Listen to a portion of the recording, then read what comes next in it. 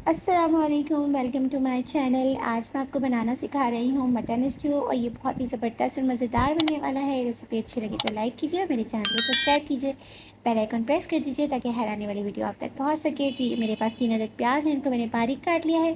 1 kilo मेरे पास है mutton, इसको मैंने अच्छी तरह धो के साफ़ कर लिया है। 10 से 12 चम्मच लहसुन के लेके मोटे मोटे काट लिए हैं और तकरीबन 1 अदरक जो थी मैंने इसको बिल्कुल बारीक काट लिया है। अब ये मेरे पास खड़े मसाले हैं, इसको खड़े मसाले का सालन भी कहते हैं।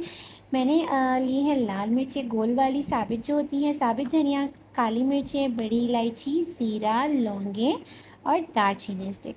आधी प्याली हमने ऑयल का लेना है और इसमें प्याज डाल के 2 मिनट तक चमचा चलाना है। ऑयल को हम पहले गरम कर लेंगे। उसके साथ ही गोश्त, लहसुन, अदरक जो हमने इसका मोटा मोटा काटा था और तमाम अपने खड़े मसाले ऐड कर देंगे। पहले अच्छी तरह से इसको चमचा चला के मिक्स कर लीजिए और उसके बाद एक के बाद एक तमाम मसाले इसमें शामिल कर दें। 2 चमचे इसके अंदर मैंने हल्दी के ऐड किए हैं, नमक अभी मैंने ऐड नहीं किया, नमक थोड़ी देर के बाद ऐड करूँगी। इसको हम कवर करके धीमी आंच पे रख देंगे कि गोश्त अपना पानी छोड़ दे।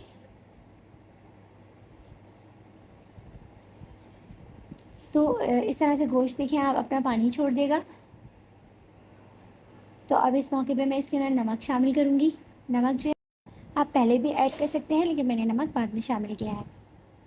तो अब मैं इसको पहले अच्छी तरह से भून लूँगी और जब इसका पानी खुश्क हो जाएगा अच्छी तरह से, तो अब मैं इसमें इतना पानी डालूँगी कि गोश्त इसमें गल जाए। मैंने 3 ग्लास इसमें पानी ऐड किया है।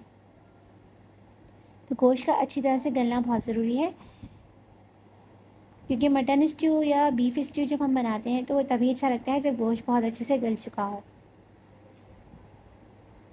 तो अब मैंने इसके अंदर पानी ऐड किया है और अब मैं इसको बिल्कुल गलने तक पकाऊंगी।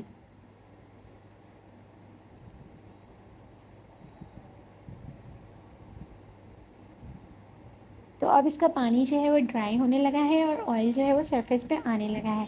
तो इसका मतलब ये है कि अब हमारा गोश्त अच्छे से भुन रहा है। तो अब मैं इसके अंदर शामिल करूँगी 1.5 पाव दही। गोश्त हमारा तकरीबन गल चुका है।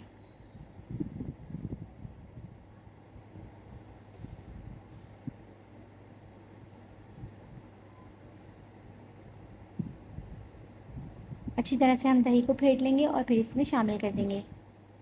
दही शामिल करके हम इसको एक दफ़ा फिर से भूनेंगे उस वक्त तक कि ऑयल सरफेस पे आ जाए।